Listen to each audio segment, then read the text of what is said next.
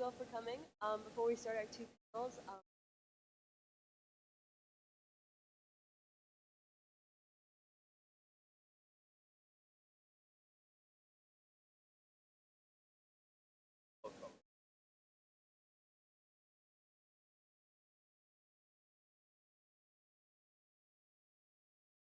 I can.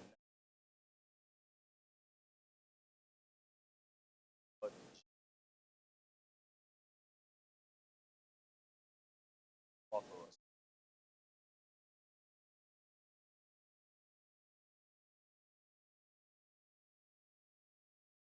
Thank you, Dr. Ganji, and thank you again to our esteemed us and perhaps larger audience watching live. Yeah, we're covering this.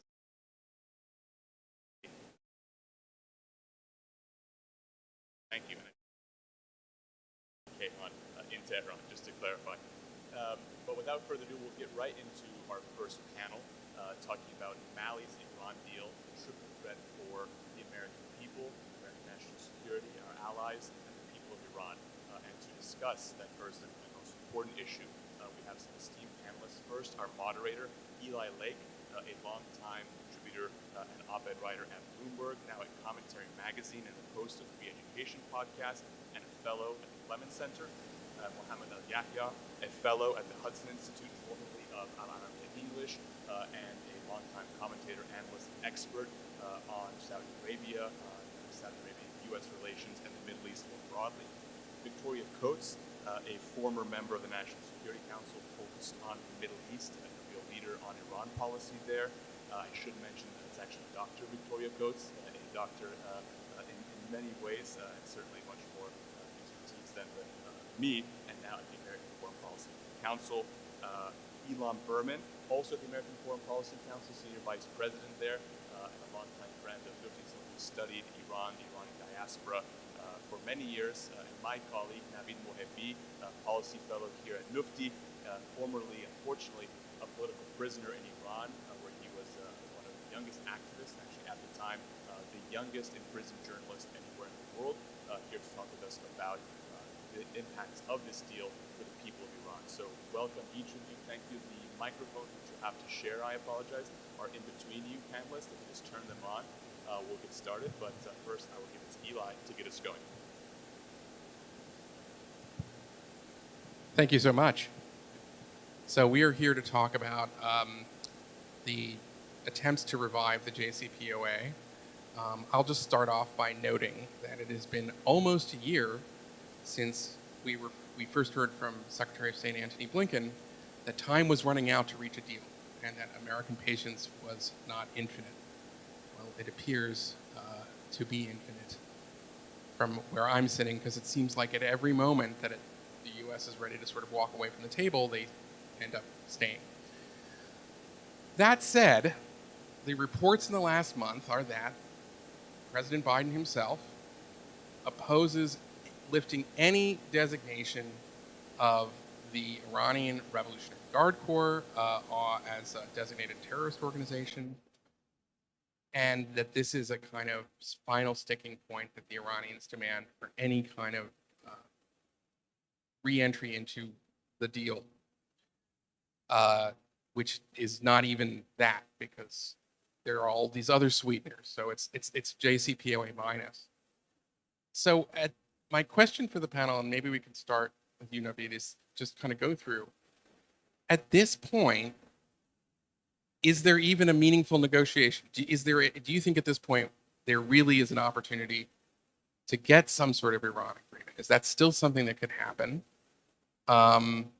Or is this just a kind of holding pattern where, the Biden administration, you could say, is can tell their own Democratic members of Congress that they're not going to put them in a bad position because there isn't a deal, and they can tell the people in the party that, like Obama's foreign policy legacy, that they haven't backed out of it, they're trying their best, and they were content to kind of keep things where they are, even though they're still technically negotiating. I think I can talk about how Iranians view these negotiations. Yeah, I think the way that Iranians view this negotiation to a large extent is impacted by 2015 Iran nuclear deal. It is important to unpack the time period between JCPOA's implementation day, January 16, 2016, and the protest, the first round of protests in Iran in 2017, 2018. The unfulfilled expectations that people had from JCPOA, I think, played a significant role in people's anger and frustration with the regime. The regime was accustomed to blaming economic problems on U.S. sanctions, but after the JCPOA, people say that, hey, Iran had access to more than $100 billion of frozen assets, and the Iranian regime was able to sell more than 2.5 million barrels of oil per day, and after 6 months of honeymoon in Iran, we saw the onset of rising inflation, unemployment, and bankruptcy of many IRGC-backed financial institutions. So people realize that with sanctions or without sanctions, their life is not going to change as long as the Islamic Republic is in place, because their economic grievances is rooted in the very existence of the regime.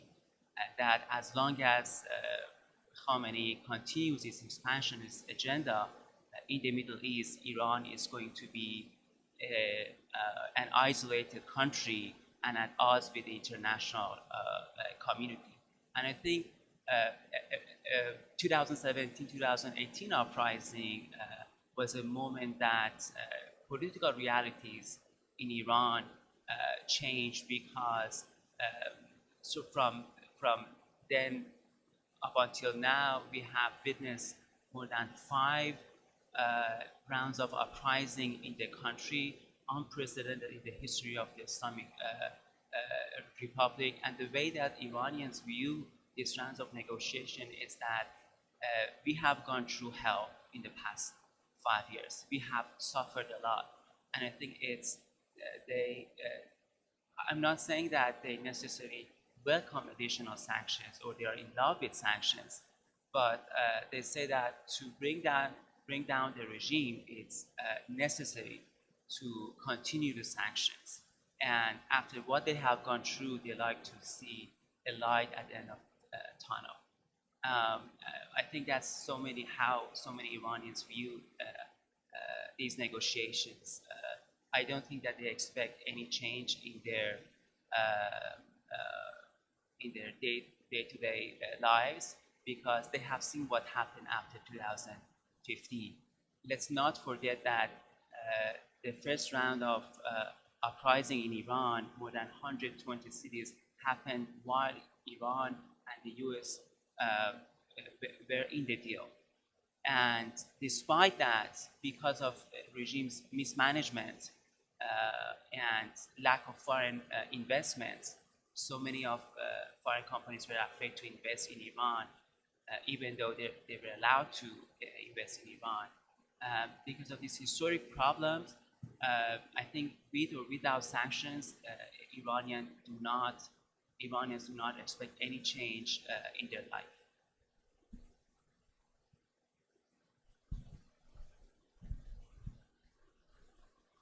Yeah, so I'll try to give a little overview of how the region looks like. Before diving into the details, it's important that it's noted that Gulf states and Arab states in general do not want to see a nuclear deal. The idea of a deal is an important idea. They also don't want to see an Iran that has its war chests filled with the resources it needs to maintain a bloated regional proxy network.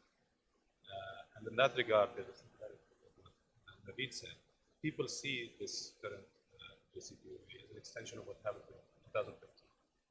The Gulf states publicly supported the JCPOA in 2015. They trusted the P5+1 for project in general. What happened as a result of that is Iranian proxy building and the cultivation of proxies went on overdrive in Iraq and Syria, in Lebanon and in Yemen. In Iraq, we saw the proliferation of over 100 Shia militias, and the whole idea that Iran executes its regional policy with a bootstrap budget was a mistake. Right? 100 militias require 100 budgets. That adds up. Might not be as much as the military expenditure of other people in the region, but these funds, when they're unfrozen, are extremely necessary for the cultivation and sustainability of Iran's proxy. So the problems that regional actors had with the JCPOA the last time is that it created a situation where the expansion of the revolutionary guards in the region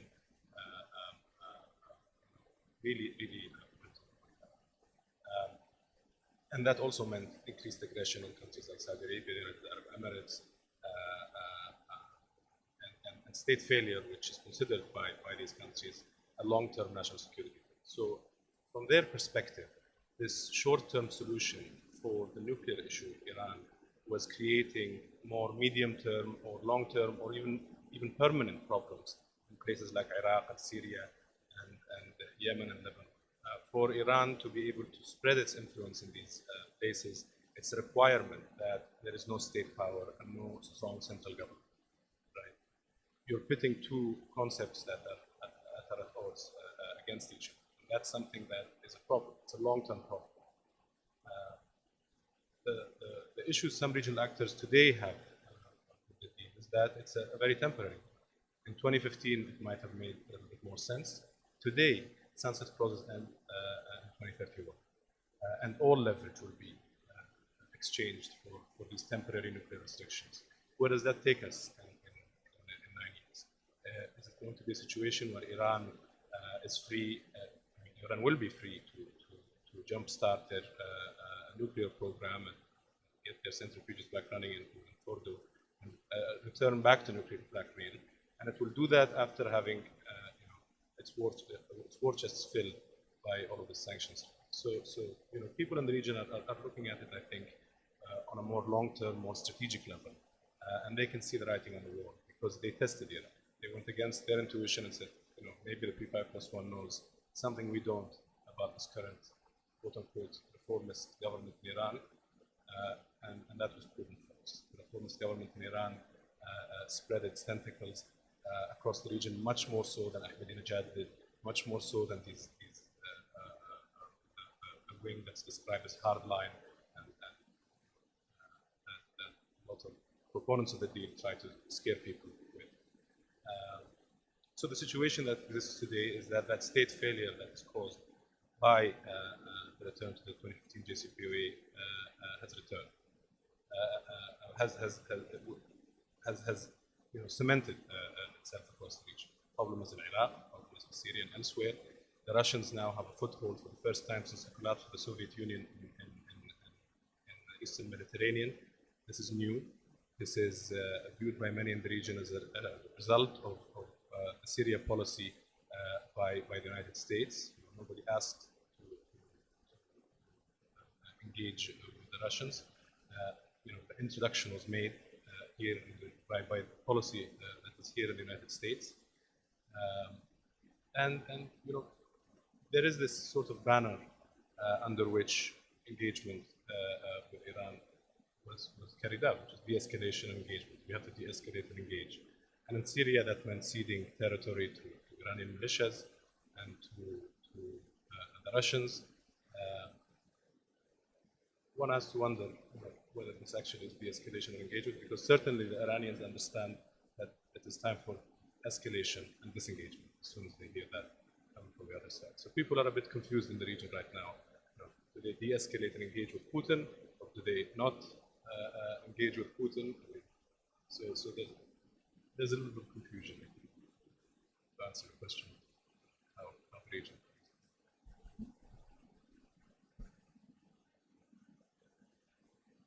All right.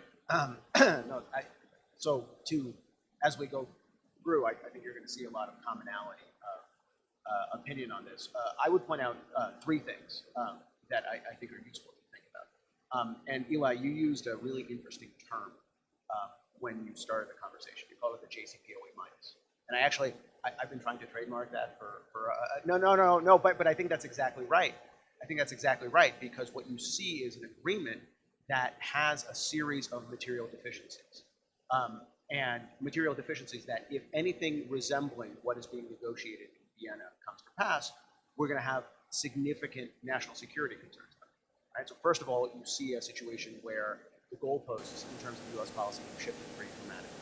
A year ago, Secretary of State Antony Blinken was talking about how a re-entry of Iran into the JCPOA, the 2015 JCPOA, was going to be the springboard for a longer and stronger agreement. That rhetoric is completely gone. And now we're talking about a shorter and weaker agreement, an agreement where the sunset provisions begin to kick in almost immediately after a deal is concluded, if a deal is concluded. It is one that has less constraints because they're contemplating a rollback of sanctions on the totality of the Iranian Revolutionary Guard Corps, less constraints on Iran's malign behavior regionally. And something that I think needs to be mentioned is that the geopolitical context is everything. And it's not talked about nearly enough, but the current negotiations, the current JCPOA minus as it's constructed, is an enormous boon to Russia. Russia is a strategic partner of Iran. The current agreement that is being contemplated, that is still on the table, involves a $10 billion carve-out for Russia's state energy ministry, state nuclear energy ministry called Rosatom, to engage in civilian nuclear work with their counterparts in Iran. And that's, I think that would be a very troublesome point, even absent the current war in Ukraine. But it's certainly paradoxical when you think about the fact that the Iran policy is completely at variance with US-Ukraine policy, which is trying to empower the Ukrainians and disempower the Russians. The second point is that the JCPOA minus is, I think, completely misaligned with the regional context. And I tend to agree. I think the case for some sort of nuclear deal was much more defensible half a decade ago than what we see now. What we see now is a region that's transitioned past the JCPOA. We see new trends in connectivity. And what we really see, sort of on the macro level, is two trends. A trend towards normalization, a trend towards greater economic and political prosperity and diplomacy, which is being actively courted by Israel, by the Gulf states, by Morocco, and hopefully by other entrants soon, and a rejectionist trend, which is heading very quickly in the opposite direction, which is standing athwart all this connectivity, which sees this greater prosperity as a detriment to its strategic interest. And at the helm of that second strategic trend is Iran. And so my concern, my macro concern, is the degree to which a new JCPOA would actually empower that second trend and disempower the connectivity that we see now in the region. And the third point is that all of this can be sort of seen as a game, right? We are playing an outside game, but there's an inside game that's taking place within Iran, right? The JCPOA, if constructed the way it was in 2015 and constructed the way Mr. Malley is talking about right now, is a vehicle to empower the current regime. But there's tremendous ferment and tremendous connectivity that's happening within Iran itself. There's new connections between Iran's disparate opposition groups. There's a demographic changeover that's happening where the clerical elite is beginning to pass from the scene. And we're going to see that generational change kick in a very substantial fashion over the next half decade. We see issues like, for example, the country's hydrological crisis, which are uniting Iranians the way they have never before. And by engaging in this outside game, by providing sanctions relief to the Iranian regime in a way that strengthens the regime and disempowers the people, we run the risk of I think, playing the wrong game. So I'll stop there. Thank you. The points I want to make really have to do with how the world has changed over the course of the last year dramatically, starting with Afghanistan and then culminating in Ukraine, and how disconnected from that new reality the idea of getting back into some version of the JCPOA is. because I think it's changed everybody's calculus.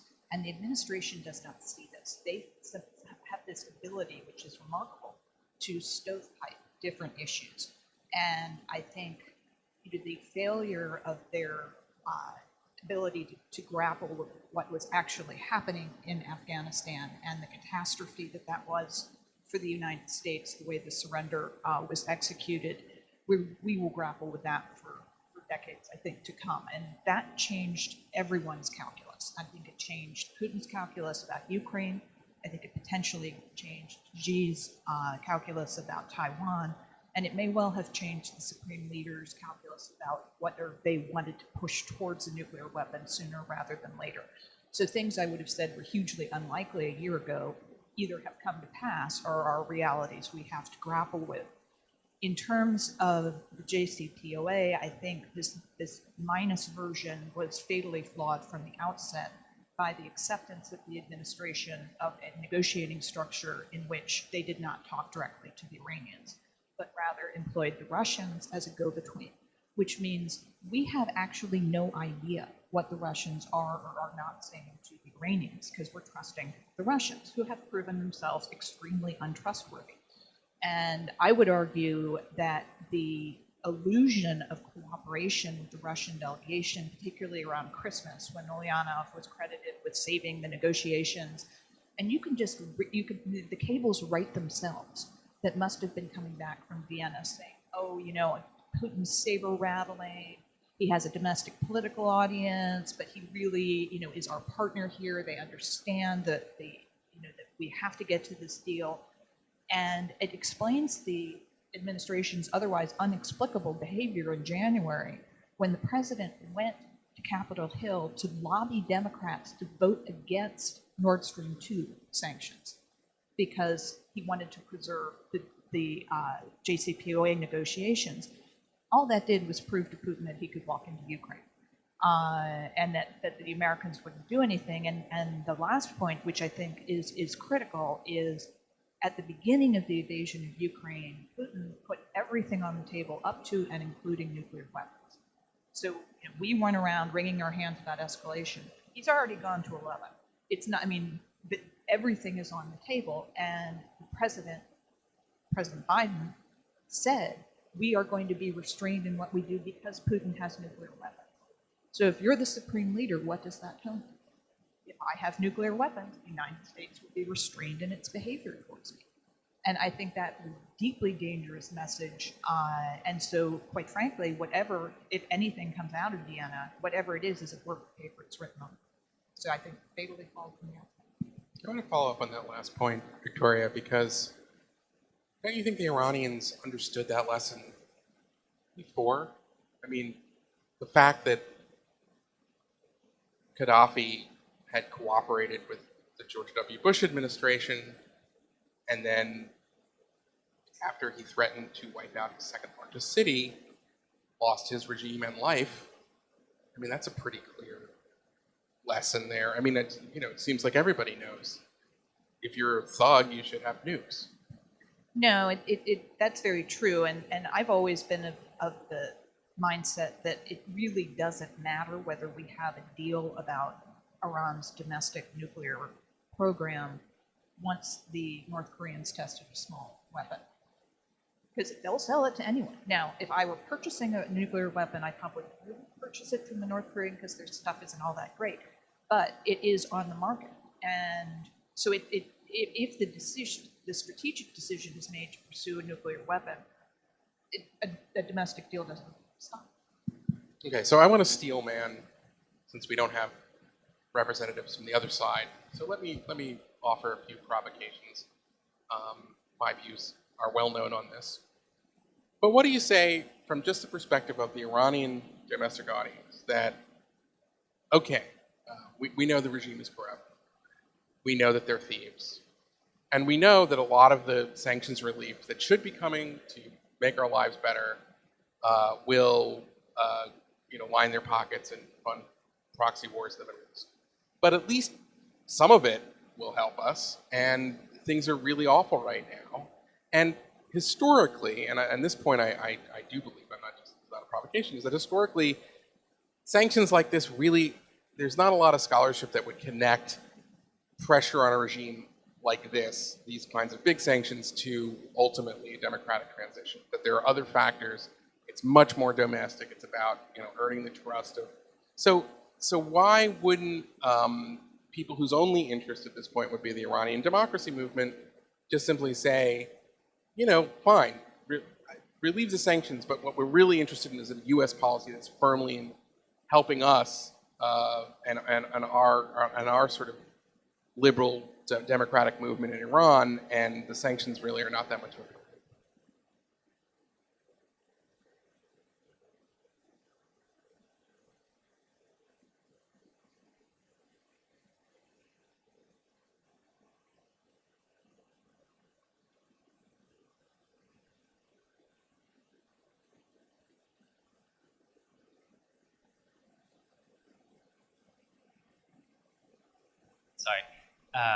Is maximum support from the U.S. government. I think that United States has enormous capabilities to support the Iranian people in different shapes or form, and United States has historically helped many other nations to fight their regimes, and I think that they can do the same for the Iranian people.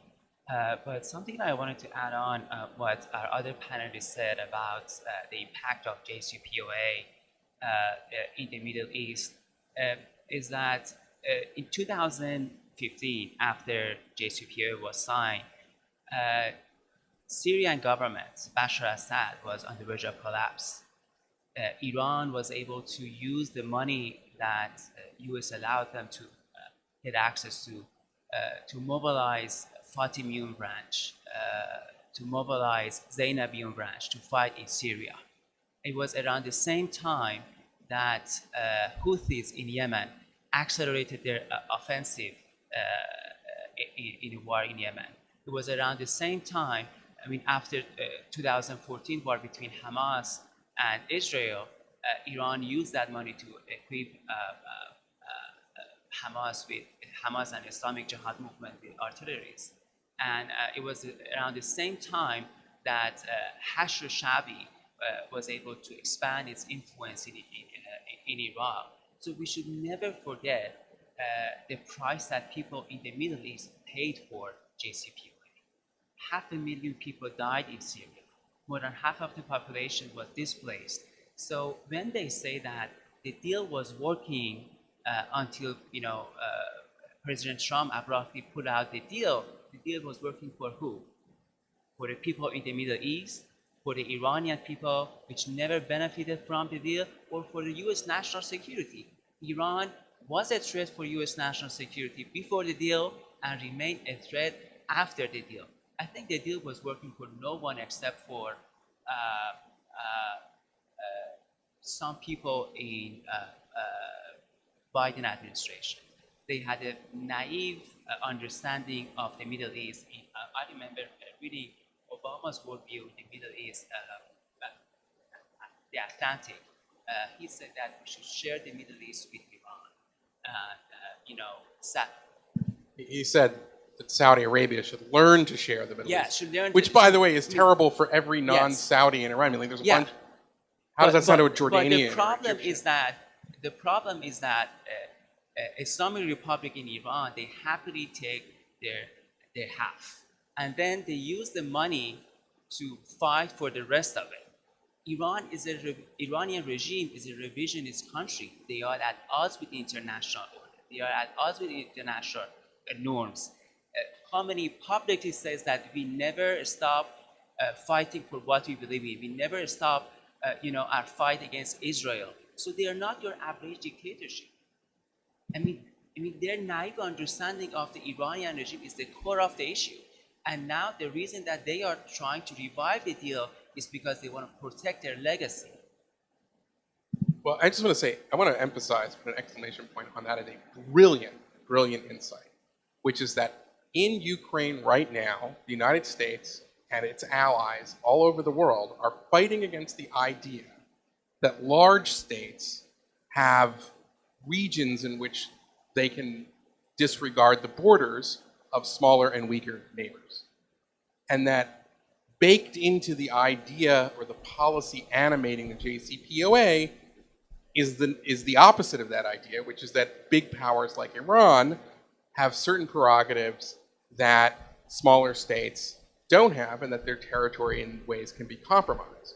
And it's interesting because that idea that big states can do what they want and that we have to live with it is kind of associated with the foreign policy school of realism. And certainly Barack Obama saw himself as a foreign policy realist in the sort of, classic mold of 20th century foreign policy realism. But yet, they can't help themselves, this administration, talking, like these wild-eyed idealists when it comes to Russia and Ukraine. So there is this disconnect. That it's not, they don't, and that I think it does weaken the policy, and not just the way that you said, Ilan, but in the way that you've just said it. So that was a great point. Let me go to another provocation. Oh, wait a second. Let's hear from her. I can't sort of miss the opportunity to jump in. No, baby, because I think Navid's absolutely right. I would add a couple of things. So the conceptual case for the JCPOA, the first time, as laid out by President Obama, was that we have to give the Iranian regime the opportunity to modify its behavior. That effectively, by giving these lavish offsets, by providing significant direct and indirect sanctions relief, the better angels of the Iranian regime's nature will take over and they will do nation building. But we've seen the logical effect of that. We've seen that in the region for the last half decade. So the idea that we're going back to that framework, it is a little bit incomprehensible to me. And it reminds me of the fact that our Iran policy is far more nascent and far more naive than our China policy is. Because if you remember, for almost 2 decades, we were saddled with this idea that if we did precisely this with China, if we integrated China into the global community, into multilateral institutions, if we did greater trade, the Chinese would become a quote-unquote responsible stakeholder and would have a greater stake in the international system. We are seeing in real time that that's actually not the case, that the Chinese not only sat at the table, they took the table. And we are struggling with that, and we're having a real problem with that. So it seems to me that it's really paradoxical that we had this first go-round, where the Iranian regime proved its true mettle, its true character. And yet we are still more naive in our view of Iran than we are of the People's Republic of China. And if I could, on this point, the origins of the JCPOA, if you really want to go back, are right after 9/11, with the beginning of this group with Jessica Matthews and the National the New York Review of Books. I mean, there's all these initial intellectuals who get together, and their thinking at the time was the United States can't stick with the Sunnis in the region because of Al-Qaeda, so we have to make nice with the Shia, who are their natural rivals. And what we've learned in the last 20 years is that at least the governments have reformed to a degree and become much better in counterterrorism, and we've gotten zip from the Iranians, other than them killing and maiming our soldiers in Iraq and Afghanistan, continuing to fund proxy wars throughout the region, virulent anti-Semitism, we all know the list. So it's interesting that I think you're right, like we're getting at this point here, that the policy is a sort of zombie policy that's based on 2-decade-old assumptions. Okay, enough commentary. Let me do another provocation. What's wrong with just, let me phrase it like this. The Iranians, diplomatically, are quite brilliant at the following thing, which is having one part of their regime kill you, while another part of your regime acts like all they want is peace. This is a classic. They did it in the Iran-Iraq War. They did it with the United States in Iraq. They did it all the time. Is there an argument that, hey, why can't the United States do that with Iran? Act like we want a deal and then occasionally go after their proxies in Syria and Iraq and sanction them and help the Israelis very quietly sabotage and so forth. What's wrong with a policy like that? Sure, I'll get to that, but there's a very important point that Navid made. I'm struggling to disagree with anything in this panel so far. We'll see what happens. And it's about sharing the region, and I think that framework was a deeply flawed framework, right? Because this idea that was part of the efforts to sell the deal was one where Saudi Arabia, the seat of Sunni hegemony, is fighting Iran, the seat of Shia hegemony, and the United States is this removed, isolated third party that can choose to just walk out of the room and maybe get these two warring factions on the table together and to speak. The problem is not one between Saudi Arabia and Iran fundamentally, right? The Saudis aren't trying to reclaim influence from Iran and Iraq. The existence of Iranian forces in Iraq are not there to beat, Saudi Arabia's hegemony there. In Syria, the Saudis exited that civil war as soon as the Americans decided to shut down their CIA rebel training program. In Saudi, we've seen many years of pure disengagement with Lebanon, right? There's no militia on the ground in Lebanon that's trying to fight with the Iranians. So where is this Iranian-Saudi war that we're supposed to reconcile and learn to share the region with Iran? It doesn't exist because that war... in fairness, you go back a little further, the Saudis funded very radical madrasas throughout the Islamic world. The Saudis have played a role historically. I think they've made a real strategic turn and said, we don't want to support radical jihadists anymore. Look, money from the Gulf has funded intolerance in the past. That's an issue that has stopped totally. The opposite's being done right now. But that's besides a point that also you made. The idea that being with the Shia and forgetting the Sunnis is a problem. The problem here is not Sunnis versus Shias, right? There's a reason that the Iranian regime harbors the leaders of Al-Qaeda. There's a reason that Hamza bin Laden's wedding happened in Iran.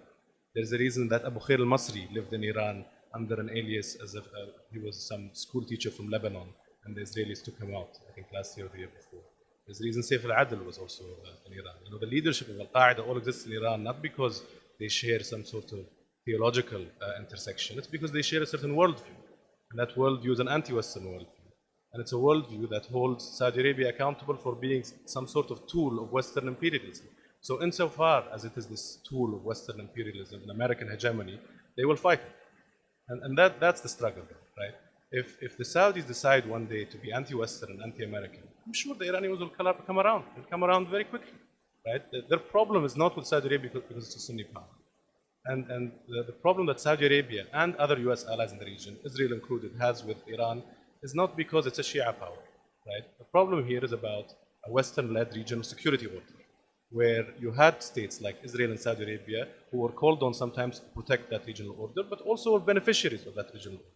They benefited economically, they benefited in terms of defense policy on many other levels, right? It seems that there is a policy today to dismantle that regional order, to say it's not an important regional order. What people in the region, I think, want to understand is they want to get clarity. Is this regional order not defensible? Can one pivot away from the Middle East in order to focus on China while China is trying to go to the Middle East in order to compete with the United States? Is great power competition able to be compartmentalized by narrow regions, or does what Russia does in Ukraine have to do with what it does in Syria and what happens with Iran? I think the answer is that all of these things are connected, right? There is a US-led regional and international order, and there are actors within that order that benefit from it and sometimes are called on to protect it. And that's the reality. It's not a reality where there's an irrational struggle between a bunch of Sunnis and Shias.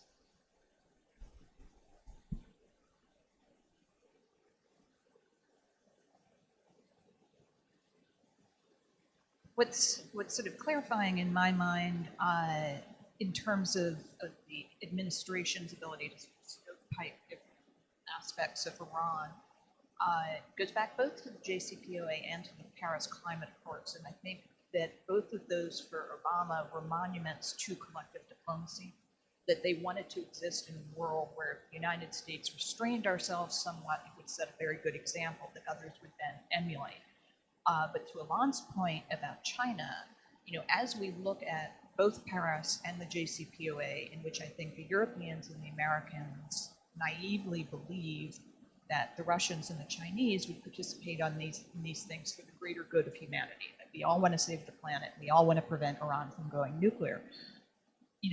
Russia has been so starkly revealed in the last 2 months as not having the best interests of human beings close to their hearts, and China obviously as well. I think we have to rethink these, and I'm very curious to see what the Europeans will do, because they have to see at this point, particularly after the failure of Glasgow in November, that neither Russia nor China care about the climate. I mean, China is the world's greatest polluter. Russia's not far behind. They're reneging on all of their pledges. It's a false promise. And the Europeans are so up close and personal with what's happening with Ukraine. You know, are they going to have a similar reality call on the JCPOA that the only reason the Chinese are there is that they want a free flow of Iranian oil? That's their greatest vulnerability. It's all they care about. But the Russians are only there because they want to strengthen their partner Iran, and they want to sign deals that will give them a little bit more cash. They don't care about the nuclear issue.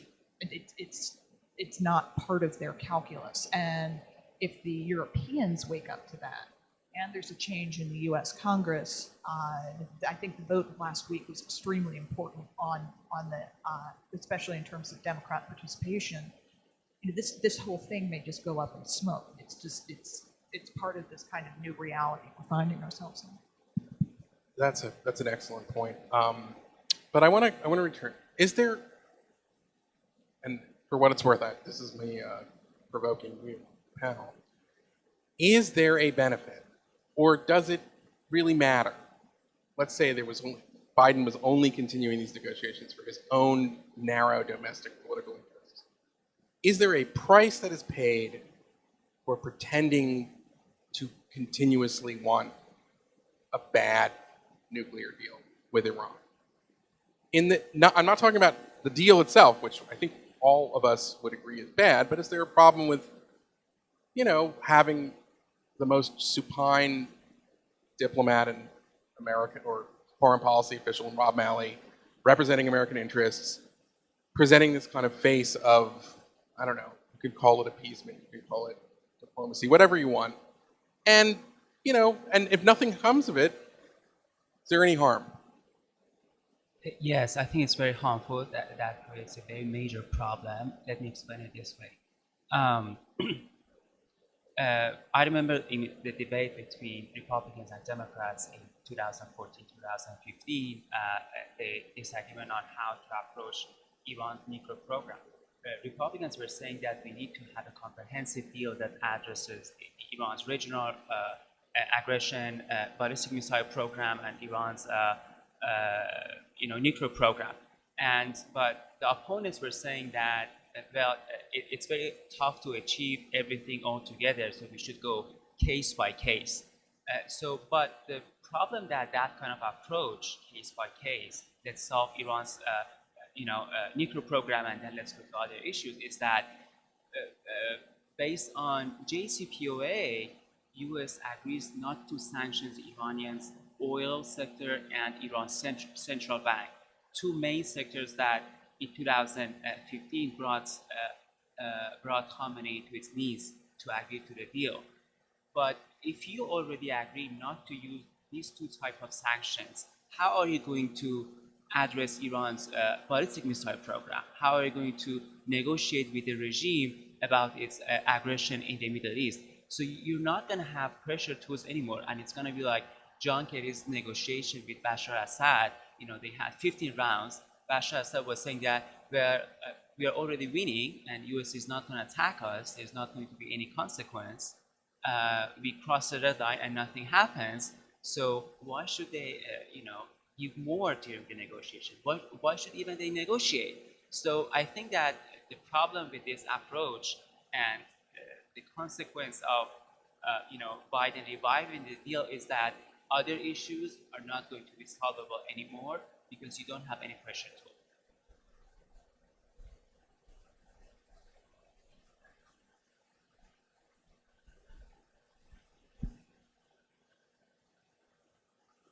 Okay. So I think that's exactly right. And I would say that the costs are felt in two ways. There's the direct costs in terms of American credibility, because the harder we push on a deal that very manifestly doesn't serve the interests of the Iranian people or of the region, the more misaligned we are with the region as it actually exists. And the second trend is that we are diminishing our standing with our allies. And here, just an anecdote, which I think really illustrates this very well. A couple of months ago, I was in Israel as part of a larger regional trip that I did. And I spent a lot of time when I was there talking to analysts, talking to officials, about a lot of things. But obviously, in Israel, Iran is sort of front and center on the national security calculus, so you can't not talk about Iran. And the narrative that I heard was actually really striking. So across the board, both sort of supporters of the coalition government, supporters of the former prime minister, they were unequivocal in this sort of the shock that they had in America's persistence in favor of what they see as a deeply flawed deal. But you also heard a more profound trend as well, that the Israelis, because of these sort of extreme circumstances that U.S. diplomacy has put them in, are now contemplating Plan B, but also Plan C. And we all know what the Plan B is. Plan B is the construction of an independent military option, right? And we can sort of talk and debate whether or not that's sustainable, whether or not that's viable, but it's a real thing and it's happening. And the current coalition government is recapitalizing that military focus on the part of the Israeli Defense Forces. But the second trend, the Plan C, which is, I think, enormously consequential, is that I heard more than one scholar, serious scholar, talk about the fact that Israel has to abandon its decades-old policy of what they call nuclear opacity, where they don't really talk about their nuclear status, they don't really talk about the fact that they're nuclear capable, but everybody in the region sort of understands, and they mold their strategic behavior accordingly. But increasingly, Israeli defense officials are thinking about the Iranian nuclear problem in such a way as they're saying, maybe we need to revise our strategy, maybe we need to come out of the nuclear closet, maybe we need to sort of assert proactively in a declaratory posture that we're a nuclear power, and in that way... Why? Well, in that way, to hope to create a balance of terror with Tehran. Now, there's lots of reasons why this is a bad idea, and your skeptical face suggests that you're thinking. Your skeptical face suggests to me. No. Of course they do, and also it imputes a level of rationality on the Iranian regime that I think doesn't hold true across a whole spectrum of potential scenarios. But I use this as an illustrative point, which is that American diplomacy with Iran is what is spurring this debate. It may be a wrong-headed debate, but the fact that they're having it is a function of the fact that they feel like America is completely misaligned and America is actually doing things that are inimical to Israeli strategic interests. Wasn't this always a regional deal, right? If it was negotiated as a nuclear deal and almost nothing was done to prevent Iran from proliferating across the region and supporting their proxies, then that seems like it's part of the deal. I mean, one can make an argument that a lot of the Syria policy that we saw in de-escalating and disengaging was in order to save the negotiations in Vienna. That seems like a regional element to a deal that's supposed to be purely a nuclear one. And another piece of evidence for that is the fact that the entire debate right now is about terrorism sanctions on the supreme leader and on the IRGC. It's a nuclear deal. Why does this debate even exist, right? The main talking point for the deal in the past was that this is a nuclear deal. It has nothing to do with the regional stuff, nothing to do with the terrorism. And just wait, there's going to be a huge effort to make sure that that area is covered. There was no effort. But isn't it also true that regimes that do bad things, the only way to get them to change their ways is to shower them with sanctions relief and lavish diplomatic attention? Hasn't that always worked in history? No, there's another point I just wanted to mention also. I mean, there's the whole idea about whether sanctions work or whether they don't work, right? They worked the first time because the Iranians came to the table. So that's. But there's another reason to have sanctions, right? If there is a bad actor that will use resources in order to do bad things and aid bad people, killing a lot of people, then containing that actor is also an end in and of itself, right? People who say, but sanctions don't work because the Iranians didn't come back. Maximum pressure doesn't work because the Iranians didn't come to the table. First of all, pressure takes time. That's one. Two, it can be an end in and of itself, whereby you say, look, if you're adamant on acting this way in the region, then it is a moral obligation to make sure that you don't have the tools to act in the way that you're acting in the region. That's I think something. Well, let me put this to you, Victoria. The Trump policy was always maximum pressure to get a better, more comprehensive deal. But why do that when we know that the regime is illegitimate domestically, that its leaders have a long history of lying and not honoring their commitments, And isn't that just as naive in its own way, because the result of the policy is the survival of the regime? Well, I think the goals of maximum pressure campaign are basically two. One is, as Mohammad said, to constrain Iran's behavior as much as possible. And it was historic and it was working. And I know for a fact a regional leader who shall remain nameless actually said directly to the administration at the beginning of 2021, you have the greatest leverage right now. And if you want to deal with these folks, you turn up the pressure further, then talk to them. And Blinken and company said, no, we know best. We will shower them with gifts and take the Houthi off the FTO list. And, that turned out great. So I think we can't really judge that strategy because it was not permitted to get to its logical end state. We knew in December of 2020, what was happening to that economy and the degree to which they were, sort of in extremis and literally running out of cash. What would have happened, had Trump had a second term and we had been permitted to keep that in place, particularly, as the Abraham Accords started to mature, those relationships warmed. There was enormous potential there. And I don't have a crystal ball, and I can't tell you what Trump would or would not have done in his second term, but I think we had the possibility of getting to a better place. And when you say the possibility of getting to a better place, you mean getting the Iranians to cry uncle and agreeing to change? I think you get to the point where they're going to have to drink the poison chalice, which is the statement of the supreme leader at the conclusion of the Iran-Iraq war, that if they feel their choice is between survival and some kind of compromise, they may make that choice. I personally am of the belief, and I think this would be shared by our friends at NUFDI, that admission of weakness at this point in the history of Iran would be deadly to the regime. I don't see that they could survive that kind of thing, and that doesn't make any sense. So then why not just have the U.S. policy be a world without the Islamic Republic, or our policy is to support a democratic Iran? I do not disagree with either of those things. But nobody voted for me, so. So I want to make my last point. I don't know how much time we have left. I remember back in 2015, the White House created an echo chamber to sell the deal to the American people. And, they published so many articles in defense of the deal. But one of the pieces I never forget, and to this day, it was very hurtful for me, was a piece at the Atlantic by Peter Weiner. Remember this one. Yes. It was titled Iran nuclear deal is a victory for human rights for Iran. That wasn't true. After the deal, I explained in the beginning of our panel that in 2015, 2018 uprising, we were in the deal during President Hassan Rouhani, the so-called reformist. They killed 32 people in the street. 5,000 people were arrested.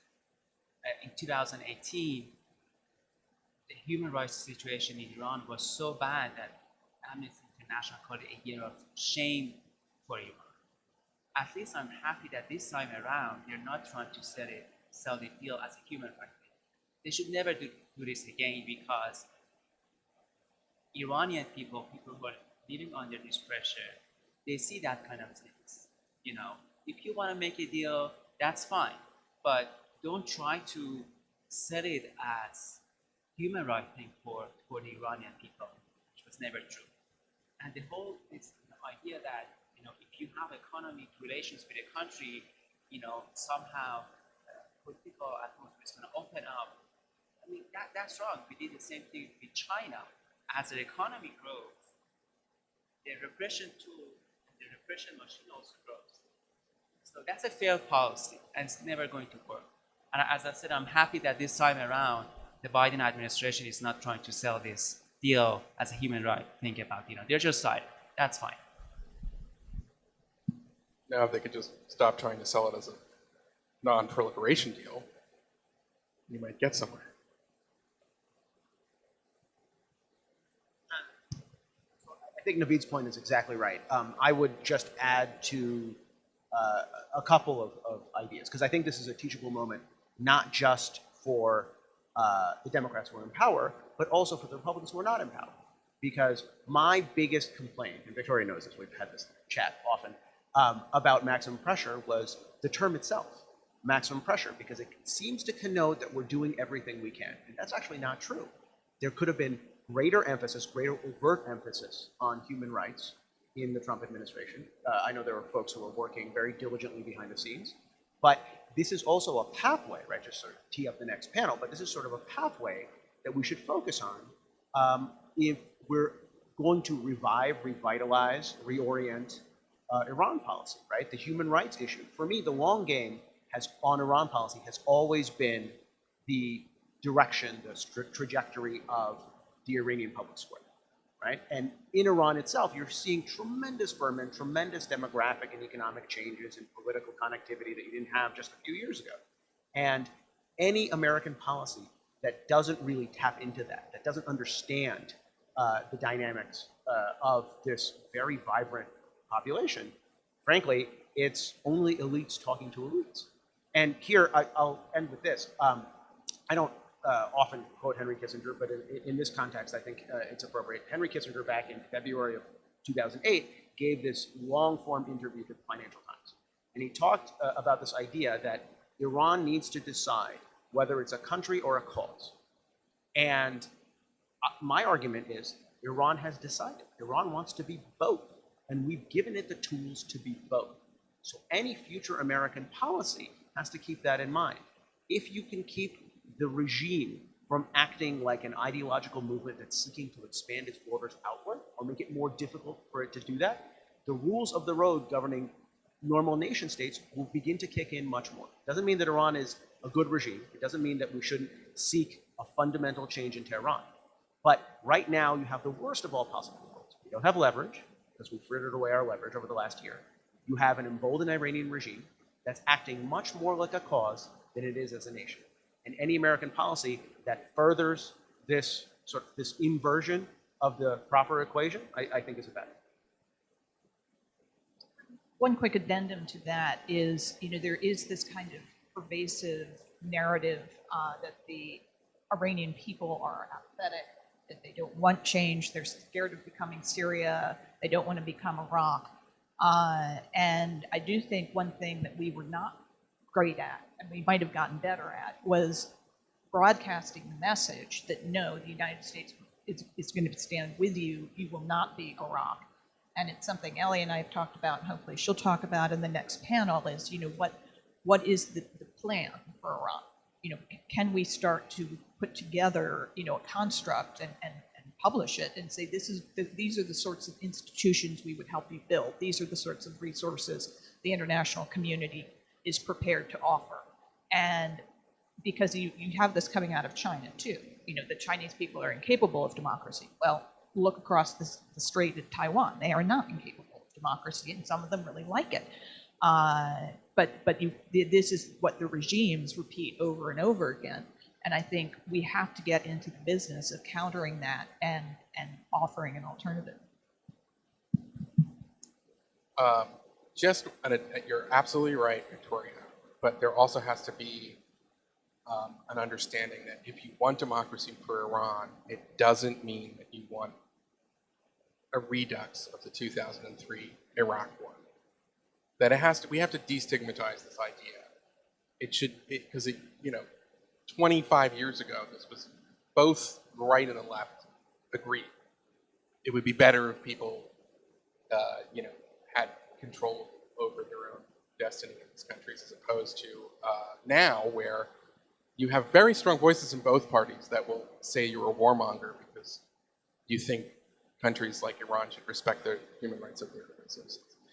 And I think with that, we're out of time. So thank everybody. Please thank the panel here. They were great. Thank you.